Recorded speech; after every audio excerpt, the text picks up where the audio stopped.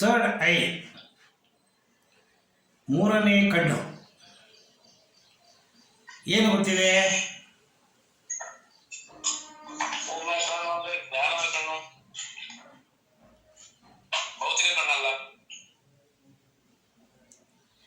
Invisible I,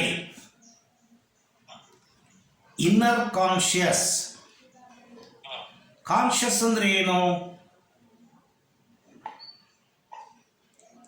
meaning of consciousness.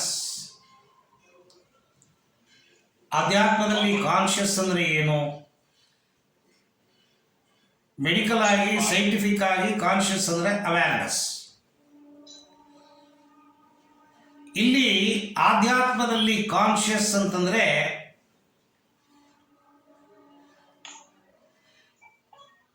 ನಮ್ಮ ಆತ್ಮ ದೇಹದಿಂದ ಬಿಡುಗಡೆ ಆದಾಗ ಆ ಕಾನ್ಷಿಯಸ್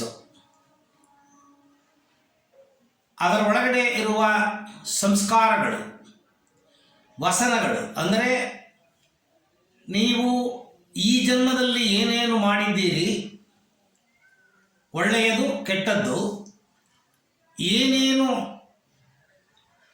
ಆಸೆಗಳನ್ನು ಇಟ್ಟುಕೊಂಡಿದ್ದೀರಿ, ಯಾವ ಆಸೆಗಳನ್ನು ನೆರವೇರಿಸಕ್ಕೆ ಆಗಲಿಲ್ಲ, ಈ ಭೌತಿಕ ದೇಹ ಆತ್ಮವನ್ನು, ಮನಸ್ಸನ್ನು ಹೊಂದಾಣಿಕೆ ಮಾಡಿಕೊಳ್ಳಲು ಅಸಾಧ್ಯವಾದ ಸಮಯದಲ್ಲಿ ರೋಗಭರಿತರಾಗಿ ಈ ಆತ್ಮ ಈ ದೇಹದ ಒಳಗಡೆ ವಾಸ ಮಾಡಲು ಸಾಧ್ಯವಿಲ್ಲ ಅಂತಂದಾಗ ಮನಸ್ಸನ್ನು ಹೊಂದಿಕೊಂಡು, ಕಾನ್ಷಿಯಸ್ಸನ್ನು ಹೊಂದಿಕೊಂಡು ಆತ್ಮ ಬಿಡುಗಡೆಯಾಗಿ ಇನ್ನೊಂದು ದೇಹಕ್ಕೆ ಹೋಗುತ್ತೆ. ಈ ಕಾನ್ಷಿಯಸ್ ಏನಕ್ಕೆ ಅಂದರೆ ಎರಡು ಥರ ಕಾನ್ಷಿಯಸ್ ಇದೆ. ಒಂದು ನಿಮ್ಮ ಈ ಫಿಸಿಕಲ್ ಐ, ನಿಮಗೆ ಮತ್ತು ಬೇರೆಯವರಿಗೆ ಏನೋ ಕಾಣ್ತಾ ಇದೆ, ಈ ಕಣ್ಣು ಪಂಚ ಇಂದ್ರಿಯಗಳಲ್ಲಿ ಒಂದು. ಈ ಪಂಚ ಇಂದ್ರಿಯಗಳು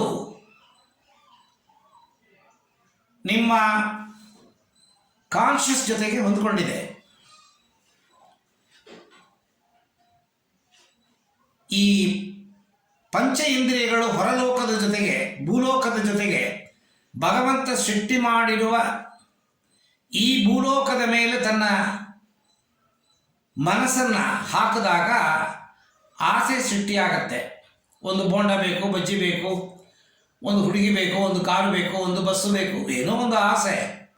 ಹೊರಲೋಕದಲ್ಲಿರುವ ವಸ್ತುಗಳ ಮೇಲೆ ಮನಸ್ಸನ್ನು ಹಾಕಿದಾಗ ಆಸೆ ಸೃಷ್ಟಿಯಾಗಿ ಅದು ಸಿಗ್ನಲ್ಗಳಾಗಿ ಕನ್ವರ್ಟ್ ಆಗಿ ನಿಮ್ಮ ಎಡಭಾಗದ ಮೆದುಳು ಅಲ್ಲಿ ಹೋಗುತ್ತೆ. ಆ ಎಡಭಾಗದ ಮೆದುಳು ಅನಲೈಸ್ ಮಾಡುತ್ತೆ, ಏನಿದು, ಏನಕ್ಕೋಸ್ಕರ ಬಂದಿದೆ, ಇದು ಅವಶ್ಯಕತೆ ಇದೆಯಾ. ಅಲ್ಲಿಂದ ನಿಮ್ಮ ಚಟುವಟಿಕೆ ಶುರು ಆಗತ್ತೆ. ಇದಿಷ್ಟಕ್ಕೆ ಇರಲಿ. ಈ ಹೊರಲೋಕದಲ್ಲಿ ನಾವೇನು ನಮ್ಮನ್ನು ಆಯ್ಕೆ ಮಾಡಿಕೊಂಡಿದ್ದೀವಿ ಅದನ್ನು ಬಿಟ್ಟು ನಮಗೆ ಕಾಣದೇ ಇರುವ ಒಂದು ಲೋಕ, conscious, sub conscious, inner conscious, supreme conscious, ಅಂದರೆ ಡಿವೈನ್ ಕಾನ್ಷಿಯಸ್. 7 ಥರದ ಕಾನ್ಷಿಯಸ್ ಇದೆ. ಆದರೆ ಇಲ್ಲಿ ನಮಗೆ 4 ಥರ ಕಾನ್ಷಿಯಸ್ಸನ್ನು ತಿಳ್ಕೊಂಡ್ರೆ ಸಾಕು. Conscious, sub conscious, inner conscious, supreme conscious. ಈ ಇನ್ನರ್ ಕಾನ್ಷಿಯಸ್ ಅಂತನ್ನೋದು ಭಗವಂತನ ಜೊತೆಗೆ, ಡಿವೈನಿಟಿ ಜೊತೆಗೆ ಡೈರೆಕ್ಟಾಗಿ ಕನೆಕ್ಟ್ ಆಗಿರುವ ಒಂದು ಟೂಲು.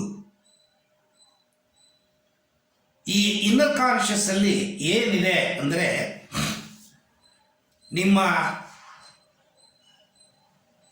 ಈ ಜನ್ಮದಲ್ಲಿ ಏನೇನು ಮಾಡಿದ್ದೀರಾ, ಎಮೋಷನಲ್ ಆಗಿ ಯಾವ್ದು ನಿಮ್ಮನ್ನು ಅಫೆಕ್ಟ್ ಮಾಡಿದೆ. ಚೆನ್ನಾಗಿ ಗೊತ್ತಿದೆ ನಿಮಗೆ. ಟೆಂಪರವರಿ ಮೆಮರಿ, ಪರ್ಮನೆಂಟ್ ಮೆಮರಿ ಅಂತ ಎರಡಿದೆ. ಟೆಂಪರವರಿ ಮೆಮರಿ ಕ್ರಮೇಣ ಎರೇಸ್ ಆಗೋಗುತ್ತೆ, ನೆನಪು ಮಾಡಿಕೊಳ್ಳಲು ಸಾಧ್ಯವಿಲ್ಲ. ಆದರೆ ಪರ್ಮನೆಂಟ್ ಮೆಮರಿ ಯಾವ ಜಾಗಗಳಲ್ಲಿ ನೀವು ಎಮೋಷನಲ್ ಆಗ್ತೀರಾ, ನಕಾರಾತ್ಮಕ ಸಕಾರಾತ್ಮಕ,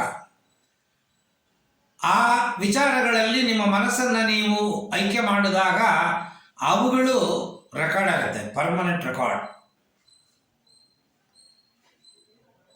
ಈ ಮನಸ್ಸು ಅಂತನ್ನೋದು it is a bundle of thoughts. ಮನಸ್ಸಿಂದ ಆಲೋಚನೆಗಳು ಸೃಷ್ಟಿಯಾಗತ್ತೆ. ಎಷ್ಟು ಮನಸ್ಸಿದೆ